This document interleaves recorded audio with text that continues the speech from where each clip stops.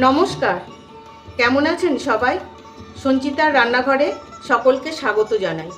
আজকে আমার পরিবেশন খুবই মজাদার, খুবই টেস্টি একটি রান্না। ফেলে দেওয়া সবজি দিয়ে, সবজির খোসা দিয়ে আমি করে দেখাবো ডিম দিয়ে চাল কুমড়োর খোসা বাটা। তবে আসুন এই ডিম দিয়ে চাল কুমড়োর খোসা বাটাটা আমি কিভাবে তৈরি করি। গ্যাস জ্বালিয়ে আমি একটা প্রেসার কুকার বসিয়ে নিলাম। এর মধ্যে দিয়ে দিলাম চাল কুমড়োর খোসা। যখন চাল কুমড়োর খোসা আর দেব আধখানা মতন পেঁয়াজ, দুটো কাঁচা লঙ্কা আর অল্প একটু কালো জিরে, আর দেব খুবই সামান্য জল। আমি এই খোসার জলে এটা সেদ্ধ করব।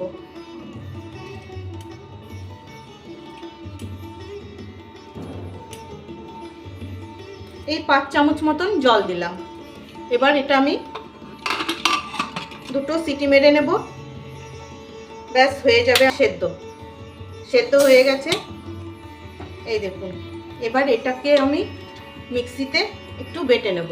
যাদের মিক্সি নেই তারা এটা পাটায় বেটে নেবেন। এবার গ্যাস জ্বালিয়ে আবার বসিয়ে দিলাম কড়াই। দিয়ে দিচ্ছি অল্প তেল। তেল খুব ভালো করে গরম হয়ে গেছে। এবার দিয়ে দিচ্ছি একটা ডিম।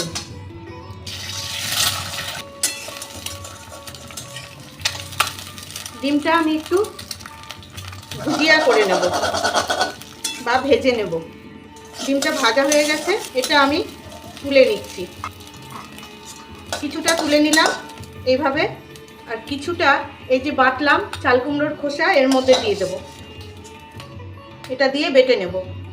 আর এই বাটাটার মধ্যে আর দিয়ে দেবো 2 কোয়া মতন রসুন। এবার কড়াইয়ে আবার দিয়ে দিলাম সর্ষের তেল। তেল খুব গরম হয়ে গেছে। এর মধ্যে আমি 3টে শুকনো লঙ্কা, খুবই ছোট ছোট, এটা ঝাল হবে না খুব একটা, এটা একটু ভেজে নেব। এবার দিয়ে দিচ্ছি আর একটু কালো জিরে, অল্প একটু পেঁয়াজ, ওই আধখানা মতন পেঁয়াজ। আধখানা ওতে দিয়েছি, আধখানা এটার মধ্যে। একটা বড় সাইজের পেঁয়াজের আধখানা ভেজে দিচ্ছি, আর আধখানা আমি সেদ্ধর মধ্যে দিয়েছি। আর দিচ্ছি 1 কোয়া রসুন থেতো। পেঁয়াজ ভাজা হয়ে গেছে। এবার দিয়ে দেবো এই বাটাটা। আর সেদ্ধের যে জলটা ছিল এটা দিয়েও আমি মিক্সিটা ধুয়ে দিয়ে দিচ্ছি। এবার দিয়ে দেবো স্বাদ মতো লবণ, হলুদ, আর দেবো অল্প চিনি। এই পর্যায়ে বেশ খানিকক্ষণ নেড়ে যাওয়ার খালি পালা।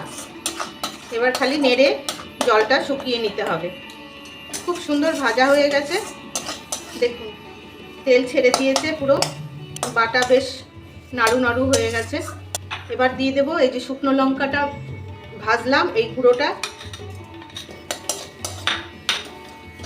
আর দেবো এই যে ডিম ভাজাটা।